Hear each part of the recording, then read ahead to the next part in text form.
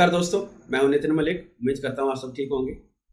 तो दोस्तों, कनाडा की हम जो बात कर रहे थे पिछले वीडियो में, उसमें मैंने बताया था, हिंट दिया था कि कनाडा में जस्टिन ट्रूडो का और वहाँ की जनता का सबसे बड़ा प्रॉब्लम, सबसे बड़ा चैलेंज इस वक्त ना ये खालिस्तान है, ना ये निज्जर की हत्या है, ना ये इंडिया के साथ जो इसके टसल चल रहा है वो है। उनका सबसे बड़ा जो डोमेस्टिक चैलेंज है वो है दोस्तों हाउसिंग। जी हाँ, हाउसिंग, घर। और दूसरे शब्दों में कहूँ, घरों की कमी। रेजिडेंशियल जगह बहुत कम है रहने के लिए। तो कनाडा दोस्तों, आई डोंट नो आप में से कितनों को पता है, वर्ल्ड का नंबर 2 का कंट्री आता है अगर हम एरिया की बात करते हैं, क्षेत्रफल की बात करते हैं। सबसे ज़्यादा ज़मीन वहाँ पे है, राइट। तो कनाडा में ये कहा जाता है कि 4 किलोमीटर में 2 लोग रहते हैं, 2 से 3 लोग। अगर हम डेंसिटी एरिया पर पॉपुलेशन को डिवाइड करते हैं तो कैलकुलेशन ये आती है कि 2 से 3 किलोमीटर में, वर्स्ट केस सिनेरियो 4 किलोमीटर में 3 से 4 लोग रहते हैं, राइट। क्योंकि ज़्यादा उसकी मुश्किल से 2 या 3 करोड़ की पॉपुलेशन है कनाडा की, और एरिया बहुत बड़ा है। बट अब उसमें हो क्या रहा है कि वहाँ पे घर हैं कम, बहुत कम एरिया हाउसिंग के लिए यूज़ किया जा रहा है। और अभी इमिग्रेशन भी थोड़ा सा बढ़ रहा है, राइट। लोग आ रहे हैं, मे बी इंटरनेशनल स्टूडेंट्स आ रहे हैं, तो वहाँ पे घर, बिकॉज क्योंकि बहुत कम लिमिटेड एरिया में घर बनाए गए हैं, घर हैं कम, 2 करोड़ लोगों के लिए वो घर बहुत ही कम हैं। और डिस्पाइट लोग रेंट दे के रह रहे हैं, और रेंट दोस्तों बहुत हाई है। एक हफ्ते का रेंट आप लगा लीजिए $100 से लेके $500 तक का है दोस्तों, एक हफ्ते का। और ये मैं प्रॉपर घर की बात नहीं कर रहा, ये सिर्फ बेसमेंट, लोग बेसमेंट में रहते हैं। यहाँ पे एक मेकशिफ्ट किचन होता है, एक बेसिक बाथरूम होता है, खिड़की कुछ नहीं है, कोई वेंटिलेशन नहीं है बेसिक हाई लेवल पे। ये सस्ते वाला जो रेंट वाला बता रहा हूँ, जो कि इतना महंगा है वहाँ पे। अब आप पूछोगे इतना बाकी घर क्यों नहीं बनाए जा रहे हैं? तो दोस्तों, समस्या 2 हैं। एक तो नॉर्मल वेदर की प्रॉब्लम है। कनाडा में बहुत ही हार्श कंडीशन होती है, बहुत ही ज़्यादा हार्श। मतलब वहाँ पे वेदर बहुत ही कोल्ड है हर जगह। इट्स नॉट दैट ईजी कि आप घर बसा लें। और फिर वहाँ पे क्या है कि घर ना, जितना भी एरिया है जो अभी बसा हुआ है, वो दोस्तों मुश्किल से 10 से 12 किलोमीटर के अंदर ही बसा हुआ है, जितने भी शहर हैं। मैक्सिमम 15 से 20 किलोमीटर से ज़्यादा का आप नहीं जा सकते। और बाकी एरिया जंगल है, पहाड़ है, मैदानी एरिया है, खाई है, वहाँ पे कुछ भी नहीं है। और सरकार ने इंफ्रास्ट्रक्चर पे कोई काम नहीं किया पिछले 20-30 सालों में।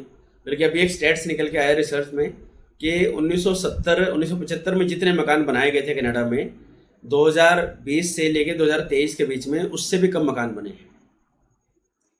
और ऊपर से जस्टिन ट्रूडो की सरकार ने क्या किया है, सबसे हैवी टैक्स लगा दिया कंस्ट्रक्शन के ऊपर। ये थोड़ी बहुत कंस्ट्रक्शन कहीं हो भी मकानों की, वो भी ना हो। और अब इसका प्रॉब्लम इतना हैवी हो गया कि मकानों की प्राइस बहुत हैवी हो चुकी है, बहुत हाई हो चुकी है। लोगों ने लोन लेके मकान लिए हैं, अब उन लोन की मॉर्गेज वे चुका नहीं पा रहे हैं। और दोस्तों, मैं बताऊं, कनाडा में, पूरा कनाडा मोस्टली एक वैंकूवर या ओंटारियो, 1-2 जगह ले सकते हैं जो थोड़ा सा कमर्शियली वाइबल हैं, जहाँ पे आपको इजीली काम मिल सकता है, राइट। बाकी जगहों पे आपको काम भी नहीं मिलेगा। तो लोग जिन्होंने अपना घर लिया हुआ है, वो अपनी मॉर्गेज कैसे पे कर रहे हैं? अपनी मंथली EMI रेंट के थ्रू। अब एक तरफ तो वहाँ का लोकल मीडिया क्या न्यूज़ चला रहा है कि ये भारत के जो स्टूडेंट आ रहे हैं, जो इमिग्रेशन हो रही है भारत के, नॉट ओनली भारत बट ज़्यादा पॉपुलैरिटी भारत की है, जो बाहर के स्टूडेंट आ रहे हैं उन्होंने रेट बढ़ा दिए, उनके कारण प्राइसेस बढ़ गई हैं। ये बहुत बड़ा झूठ है दोस्तों, ये एक मिथ है। ये एक अगेन एंटी इंडिया या एंटी इमिग्रेंट कैंपेन वहाँ पे चलाया जा रहा है। अपनी गलतियों को नहीं मानना, सारा दोष बाहर वालों पे डाल दो। सच्चाई ये है कि उन्होंने न्यू हाउसेस बिल्ड नहीं किए, न्यू इंफ्रास्ट्रक्चर बिल्ड नहीं किए। अगर जगह दूर है, राइट, अगर जगह दूर भी है, वहाँ पे शहर बसाओ। आज वहाँ पे शहर थोड़ा सा कम बसेगा, धीरे धीरे वो भी कनेक्ट होगा। हमारे इंडिया में तो ऐसी ही डेवलपमेंट हो रही है, दूर दराज के इलाके भी जुड़ रहे हैं मेन सिटीज़ के साथ। दोस्तों, इंडिया में 1 किलोमीटर में 480 लोग रहते हैं डेंसिटी के हिसाब से। और वहाँ पे जो मैंने पहले बताया, 4 किलोमीटर में मुश्किल से 4 से 6 आदमी, 3 से 4 आदमी। तो एरिया काफ़ी है, बट सरकार की विल पावर नहीं है, सरकार कंसर्न ही नहीं है हाउसिंग को लेके, राइट। वो ब्लेम इमिग्रेंट्स पे डाल रही है। अब जो स्टूडेंट यहाँ से कनाडा में जा रहे हैं, राइट। वहाँ पे जो टॉप की 4-5 यूनिवर्सिटी है वहाँ तो जगह है हॉस्टल में रहने के लिए, बट वहाँ पे फ़ीस बहुत ज़्यादा होती है, इतना इजी नहीं है हर किसी के लिए एडमिशन लेना। उनके रिटन टेस्ट होते हैं, इंटरव्यू होते हैं। जो अच्छी यूनिवर्सिटी हैं दोस्तों, वे उनमें एडमिशन इजीली नहीं मिलता है।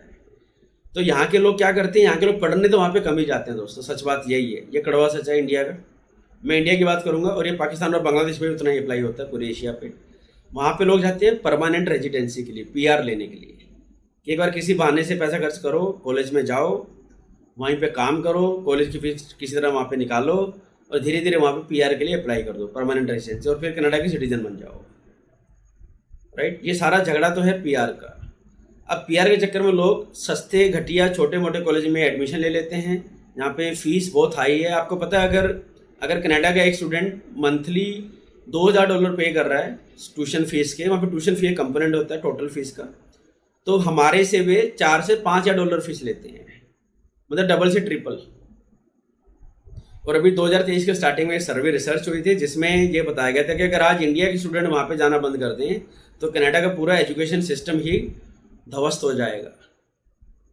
उनके पास इतना पैसा ही नहीं है कि वे अपनी यूनिवर्सिटी को चला सके, अपने कोर्सेज को कंटिन्यू कर सके दोस्तों। इतना हैवी डिपेंडेंट है कनाडा इंडिया के स्टूडेंट्स पे, और उसके बावजूद जस्टिन ट्रूडो की ये सब हरकतें आ रही हैं। शायद मे बी या तो he is not a man of statistics, और he doesn't worry about his own people.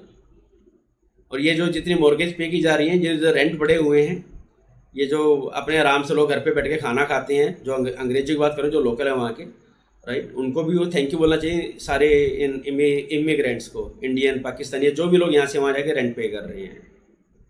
तो दोस्तों यहाँ पे प्रॉब्लम यही आ रही है कि एरिया कम है, और वो आपको ये बता दूँ उस एरिया में क्यों लोग रह रहे हैं, क्योंकि वो एरिया से USA का बॉर्डर पास पड़ता है।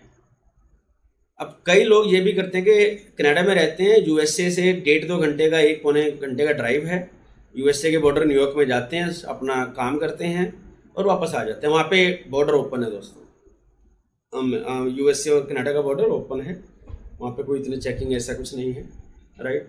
तो एक ये भी रीज़न है कि सारा एरिया उसी, सारे घर रेजिडेंशियल कमर्शियल उसी सर्टेन रेडियस के अंदर बसे हुए हैं, और बाकी रेडियस इन्होंने इग्नोर कर दिया है। और अब ये हाउसिंग का जो एक बड़ा एक क्राइसिस है, ये बहुत जल्दी अगर इन्होंने फिक्स नहीं किया तो बहुत बड़ा विकराल रूप लेने वाला है।